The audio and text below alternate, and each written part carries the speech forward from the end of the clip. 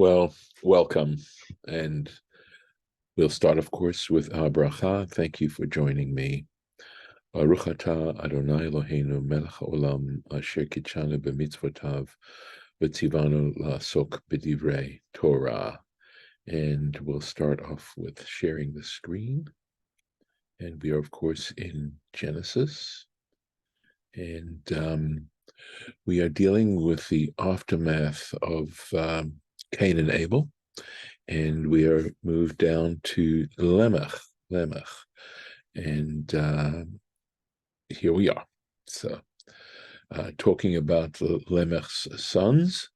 Lemech had two wives. We had read about how one of them was there for his pleasure and the other was there for procreation. And the one who was there for his pleasure was treated beautifully and dressed beautifully. And the one who was there for procreation was cast into the shadows, you might say. So going on here, we're talking about Lemech's children. V'shem achiv Yuval, the name of his brother. So the first one was Yaval, and the second one was Yuval. Hu haya avi tofes kinor ve'ugav. So Yuval was the progenitor, you might say, right, of all who seize or take hold of the harp or the, I think ugav, hard to translate these kind of words, but I think it's more like the pipes, something that's a wind instrument as opposed to a harp, which is plucked on a string instrument. So let's see what we have here.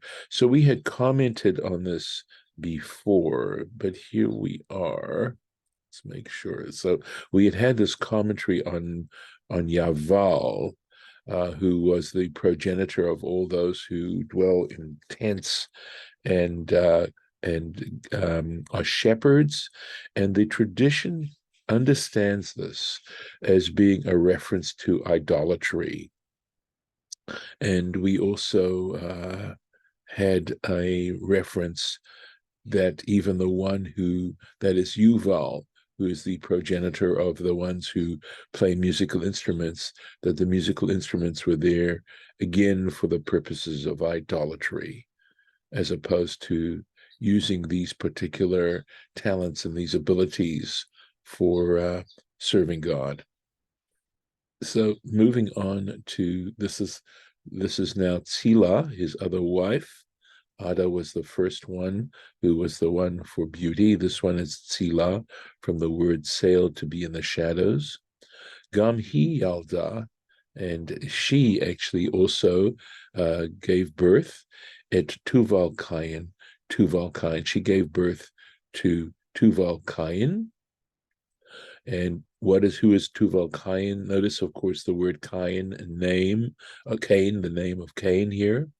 Lotesh, one who sharpens or polishes, kol choresh nechoshet uvarzel, everything that was engraved of brass or iron.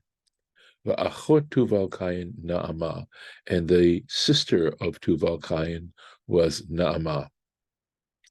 And of course, this name Tuval Cain begs interpretation. And so here we have it. Tuval Cain. So the word tovel, that he enhanced or he spiced up, omanuto shel Cain, the craft of Cain. And of course, what do we associate Cain with? The murder of Abel and the whole idea of killing, of murder. And he, in fact, enhanced that ability by the fact that he was the progenitor of sharpening the metal, obviously, in order to inflict wounds. Tuval, Lashon Tavlin. He says that this word Tuval of Tuval Cain has the meaning of, is associated with a word Tavlin, which means to spice up something. When you, Tavlin are spices that you add to food to enhance their flavor. So likewise, so Tovel vehitkin umanato shel Cain. So in other words, he spiced up and he refined the handicraft, the handiwork of Cain. La'asoto kli zayin lerotzchim, to make for him, or make that kind of handicraft, the weapons, kli zayin lerotzchim, for murderers. So the whole weapon industry, the arms industry, sort of is associated in this particular way. And of course, the symbolism involved, and again, just showing you how literary the Bible is and the Torah is. Lotesh kol cheresh nechoshet ubarzel. The actual Hebrew here is, the syntax is not easy, right? So here we go. Mechaded, he sharpens. Omanut nechoshet uvarzel. He learned how to, or he developed how to sharpen the craft of brass and iron. Kamo, and he gives an example. Rashi gives an example from Job chapter 16. Yiltosh einavli. He sharpens his eyes to me, at me. Choresh eno loshen poel. So choresh, the word choresh, to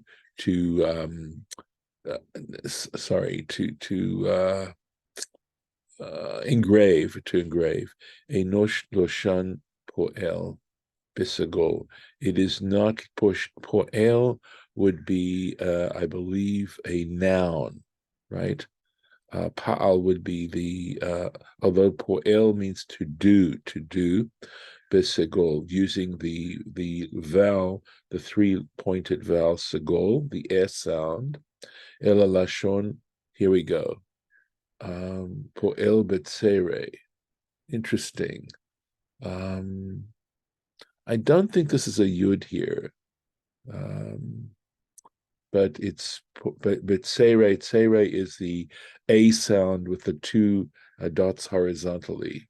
So Shahare nakud kamatz katan, so that we have to go back and look at this word and how it's actually pointed. Here we are. So we see that the word is lotesh, right there, and here choresh, kol choresh. So this is the tsere, this is the vowel tsere. So in other words, he sharpens all those who engrave, who engrave nechoshet uvarzel. So and it's an active, it's more of a verbal form. And he's saying, what Rashi appears to be saying is, if this was choresh with the accent on the cho, then I think it would, I'm just trying to think, choresh would be then the noun, whereas choresh would be the one who engraves, or one who designs the brass and the iron. So he's saying that the fact that this vowel is a tsere and not a segol, by the way, here's a segol here, that's the air sound, makes a difference in terms of how to understand the noun or verb, whether it's a noun or a verb. Let me find the place here. Okay, let's hear here. Okay. V'ta'amod lamala, and the accent falls on the second syllable, like choresh and not choresh, if it had the air sound. Klomar, that is to say, mechaded u'mitzachtzech, the one who sharpens, sharpens and polishes, kol kli umanut nechoshet uvarzel, or kol klei umanut, all the utensils of the craft of brass and iron. And Naama, just a little interesting factoid here, he ishto shel Noach beBereshit Rabbah, that in the Midrash Bereshit Rabbah, we find that Naama, this daughter of Lemech and Atzila, is the wife of Noah. He ishto shel Noach. That turned out to be the wife of Noah. Going on. Vayomer Lemech lenashav. Lemech said to his wives, Ada v'Tzila. This is evocative, right? O Ada and Tzila, Shema'an koli. Listen, please, to my voice. Neshei Lemech, wives of Lemech, ha'azena imrati. Give ear to my speech. Ki ish haragti be Lefitzi, and the way Rashi interprets this is, did I wound, right? Did I kill, Isharagti? Did I kill a man to my wounding? V'yeled lechaburati, and a child to my injury, and we'll need Rashi to explain what was he saying here. What was Lemech actually saying to his wives? In other words, that you should wound me or that you should injure me, something like that. Or you'll see what he's saying. Here goes. Shema'an koli. So here we go. Listen to my voice, the O Ada and Sila. Shayu nashav porshot mimenu mitashmish, because his wives separated from him from engaging in intercourse with him. Why? Lefish harag et Cain, because he killed Cain, because Lemech killed Cain. Ve'et Tubal Cain beno, and he also killed Tubal Cain, his son. And here we go. Here are the circumstances. Shaya Lemech Someh, or Suma, because Lemech was blind. The Tuval Cain Moshcho, and Tuval Cain was leading him along, leading Lemech along. V'ra'ah et Cain, and I'm assuming this is referring to Tuval Cain, or it could be Lemech, but I suspect it's Tuval Cain. Yeah, and you'll see, it is Tuval Cain. And Tuval Cain saw Cain, v'nidmeh lo kechaya, and it looked to him like a wild animal. He saw Cain, and Tuval Cain thought it was a wild animal. V'amar la'aviv, and he said to his father, limshoch bekeshet, to draw his bow. V'hargo, and he killed him. Lemech killed Cain. V'kevan sheyada shehu Cain zikno, and once Lemech understood or saw that this was in fact Cain, his grandfather, he ka kaf el kaf, he smacked one hand against the other. The safak, I'm going to say, it could be sipek, but I'm going to translate it to read it that way. And he struck et beno beinehem, and he struck his son Tuval Cain between his two hands. V'hargo, and he killed him. So whether he was striking his hands out of anguish or whether he was striking his hands out of anger in realizing that Tuval Cain had led him to kill his own grandfather, not certain about this. Yes, David.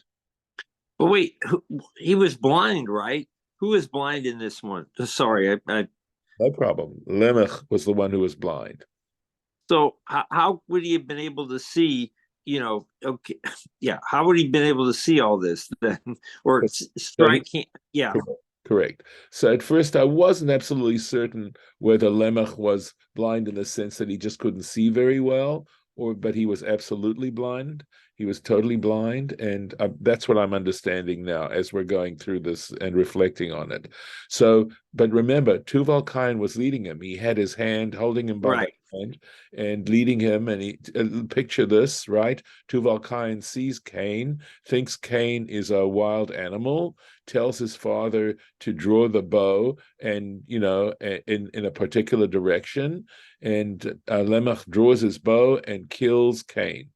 At which point Lemech, then they come up, they realize what has happened, and Lemech smacks his hands together and he kills Tuval Cain. Now, whether it was intentional, I don't believe it was, as you'll see, that this happened accidentally. I believe that the full story is that Lemech was smacking his hands out of anguish, out of pure anguish at what happened, and Tuval Cain happened to be in the way. And you'll see, and Lemech wound up killing his son as well. Oh, so this relates to the fact that he couldn't couldn't see, maybe not completely That is blind, but correct. couldn't. Correct. Yeah. Yeah. Okay. It Well, all relates. Okay. yeah. Got Okay. it.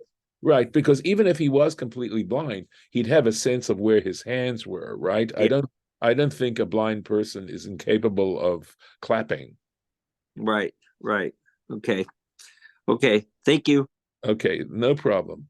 V'hayu nashav porshot mimenu.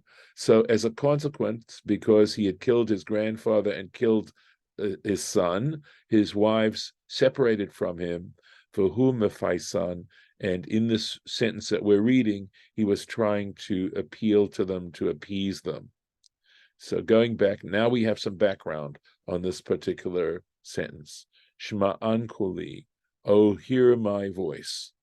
Lahashmia li litashmish. And the idea of what he was appealing was to appeal to them to make themselves willing to engage with him in intercourse. And here's what he was saying. V'chi ish asher haragti lefitz'ihu. And this man that I killed, right? In other words, Cain, was I'm sorry, this is not a question. Lefitz'ihu ne'arag. The fact is that this man I killed was to my own wounding, right? I was hurt by the fact that this happened. V'chi ani pitzativ mezid. Did I wound him intentionally? Sheheh hapetza karui al shmi, that this wound should be attributed to me. Literally, it means called by my name. So did I, in fact, do this intentionally, that you're holding me accountable for this? V'yeled asher haragti, and this child that I killed, lechaburati neherag. Again, the question is, or again, sorry to say it, forgive me, not as a sentence, lechaburati neherag, and this child that I killed was to my wounding, right? It wounded me, I believe is how he's trying to say it. Klomar, that is to say, al yedei chaburat, but here look at this, al yedei chaburati betmiyah. So here Rashi, and please forgive me because I'm jumping back and forth in terms of my interpretations today, but he's saying it as a question, right? Did I wound him intentionally is how it's to be understood. Forgive me as I tried to interpret it before. Although it's possible that one can go both ways, and the intention is the same. That is, that he ani. He said, it was unintentional. So again, when he smacked his hands together, it wasn't intentionally to kill Tubal Cain.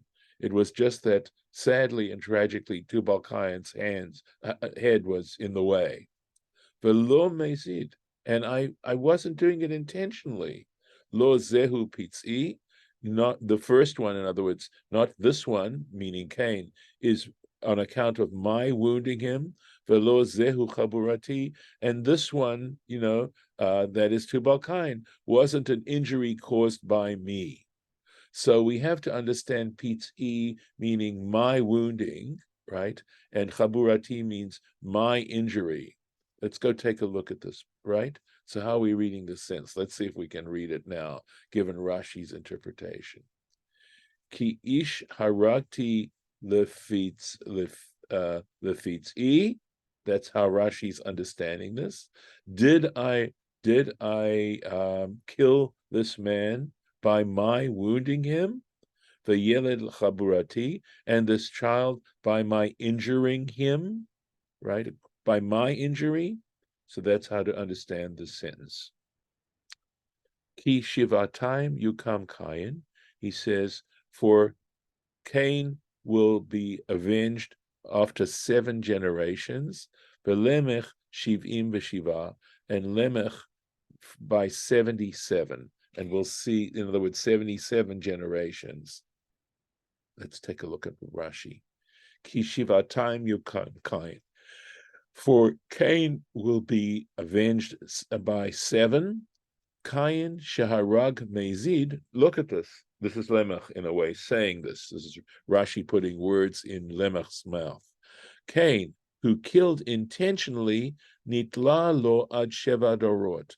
The punishment was suspended, literally nitla, suspended for him until 7 generations later. Cain killed Abel intentionally, and yet his punishment was suspended for 7 generations. Ani sharagdi shogeg, and as for me, who killed unintentionally, right? Lo kol shekain, would it not all the more so apply sheyitleli shviyot harbe, that my punishment should be suspended for many sets of 7? Shivim v'shava, meaning 77. Lashon ribui shviot achazlo. He says that Lemech was simply using the idea of many sets of 7 years. Kach darash Rabbi Tanchuma, and he says this is Rabbi Tanchuma's interpretation. There is a midrash called the Tanchuma that's attributed obviously to Rabbi Tanchuma. That this midrash is excellent, and Rashi is quoting from that midrash. But however, umidrash bereshit Rabbah, but there's a whole different interpretation in a different midrash called Bereshit Rabbah. Lo harag lemech klum, saying, in fact, look at this, totally different interpretation. That Lemech didn't kill anyone. V'nashav porshot mimenu, but his wives had separated from him. So they Bereshit Rabbah agrees with the Tanchuma that his wives had separated from him. Mishikaimui priya verivya.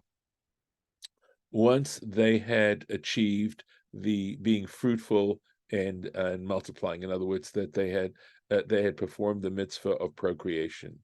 Lefi shenigzera gzera lichlot zaro shel Cain.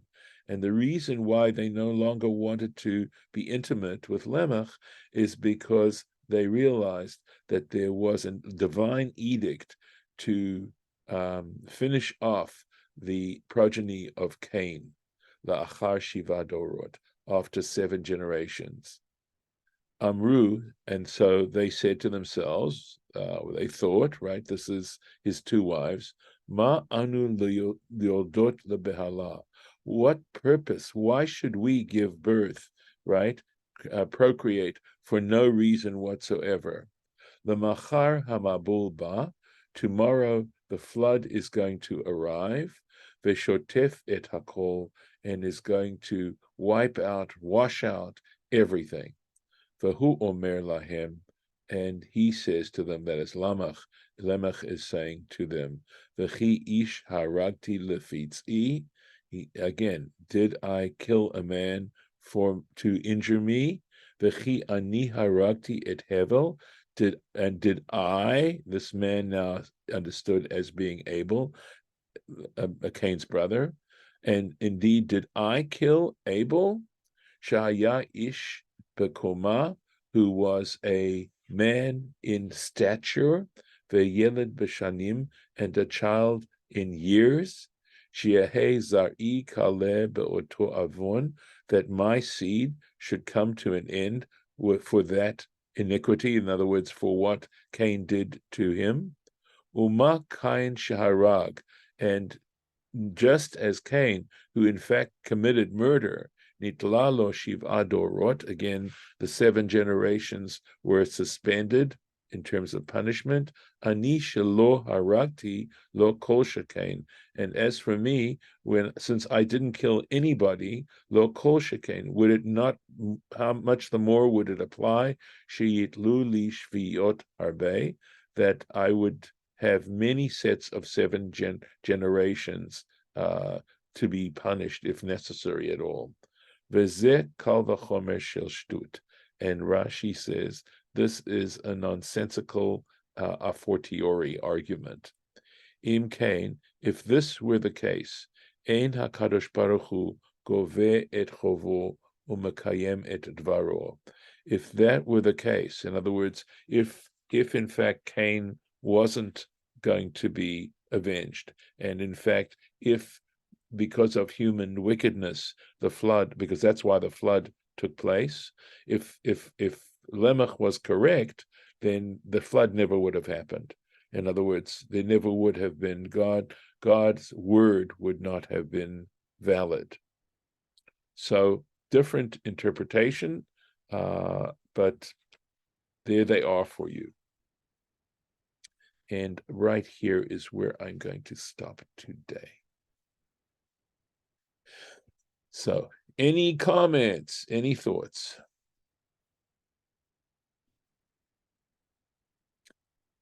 Okay. So we're going to go back. Yes, go ahead, please. I'm sorry, this is kind of a change of subject, but you told me to bring it up on Sunday. I did. Yes, go ahead. Why did God create this universe in which we live within the clothing of physicality? Yes. So it's occurred to me that when it comes to physical things, one of the biggest qualities of physical things is their ability to change. Whereas when it comes to spiritual matters, they tend to be far more solid, founded. And the idea that because we are physical, we are capable of tshuva much more easily than if we don't use this opportunity to grow and to change. So the idea of physical growth, right? We see it in astounding kinds of ways. And so at least that's my understanding. I'm going to stop the share. And that's why we are created in a physical form. So they're both physical, they're both, how can I put it? They're both advantages and disadvantages of being physical. And that disadvantage, on the other hand, can also be an advantage, meaning that it is our physicality that maybe leads us to commit decisions, mistakes, things like that. Although absolutely we know, if you live long enough, that mistakes are a great teacher. We can learn tremendous valuable things from our mistakes, even though being physical can lead us into temptations and to do very foolish things. But at the same time, it also allows us to change more easily. And so these changes can take place. But I think you got the point at the very beginning. Judith, any thoughts? I mean, do you feel that that's a relatively satisfactory answer, or do you feel I need to address things further? It points in a helpful direction. Yes. But I guess I don't want an answer that talks about us so much as I want an answer that talks about God. Okay, so let me go another direction then. So this is begging another question, right? And the issue is, why did God create the universe to begin with, right? I mean, I think that's what you're saying. Yes. Is that the question? All right. So there's a Hasidic answer that I love, which is that God had a lust to create the world. That in a way, the Hasidic answer is saying we can't really understand God in this, we don't have enough knowledge and intelligence to be able to understand that to answer that question. And so they answer it in simply saying, by God had a ta'ava, and the word ta'ava has to do with lust. That God had this great lust to create the world. Now, there are other midrashim that have interesting answers, and one of them is that, in a sense, that How do you spell ta'ava? say that. I'm sorry, Judith. How do you spell ta'ava? Oh, tough ayin bet hey. Oh, it might be a vav. I have to look it up, but I'm pretty sure it's tough ayin, and I think it could be a vav hey. I'd have to double check. I wanted to look, I'm sorry. wanted to look it up. Yeah, it may be a bit. Forgive my, this is something I'd have to check. There are other answers in the Midrash itself, which say that after God created the world, in other words, and again, this sort of sidesteps the answer in a way, or the question, is that God wanted some creature that could appreciate creation. And the truth is that, and that's why he created human beings, because human beings have the ability to, I think, as I ponder and have lived with this answer for a long time, that because I'm so aware that appreciation is the very essence of joy, right? That in fact, God wanted to create a creature that could show appreciation of creation and also discover joy. So that's still, but it sidesteps the issue. And I have a different theory. This is something I actually came up with. And that is that, and again, in some senses, it's never going to really answer the question. And in some ways, it's simply an iteration of the last answer I gave you, which is that God wanted to experiment, right? God wanted to experiment by creating a creature that had the choice of either believing and loving him or not. That love that's a forced love isn't a love, but love that comes from free choice of the other party is true love, is a love that we can enjoy, can bask in, and hopefully reflect back. And so you could say that God sought relationship, and that he wanted to see if by creating this world, it would also give a reason for creating this universe and then creating a creature that could appreciate and hence love God. And that's why it says, you shall love the Lord your God with all your heart, with all your soul, and with all your might. And that's the great experiment, the grand experiment of the creation of the world. So I'm going to stop the recording.